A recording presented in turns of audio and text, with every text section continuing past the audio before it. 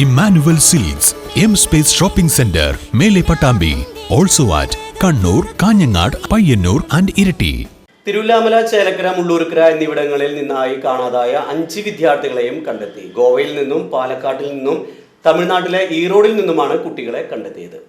തോന്നൂർക്കര പള്ളിപ്പടി കുണ്ടുകാട്ടിൽ വീട്ടിൽ സിദ്ദിഖ് മകൻ മുഹമ്മദ് അൻസിൽ, ആറ്റൂർ എടലംകുന്ന് റസിയയുടെ മകൻ അജ്മൽ, മുള്ളൂർക്കര മനപ്പടി എടക്കാട്ടിൽ വീട്ടിൽ റഹ്മത്തിന്റെ മകൻ മുഹമ്മദ് ഫർഹാൻ എന്നിവരെ ജനുവരി 1 മുതലാണ് കാണാതായത്. തുടർന്ന് ചെറുതുരുത്തി, വടക്കാഞ്ചേരി പോലീസ് സ്റ്റേഷനുകളുടെ നേതൃത്വത്തിൽ അന്വേഷണം നടത്തി വരുന്നതിനിടയിൽ വിദ്യാർത്ഥികളെ ഗോവയിൽ നിന്നും കണ്ടെത്തി. എളനാട് തൃക്കണായ കോതനാത്തുപടി വീട്ടിൽ മനോഹരന്റെ മകൻ അർജുനനെ പാലക്കാട് വെച്ചാണ് കണ്ടെത്തിയത്.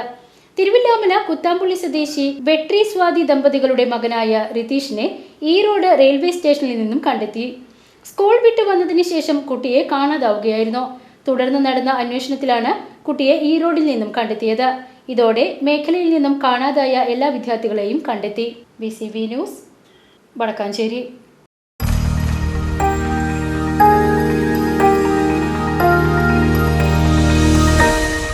You are watching VCV News.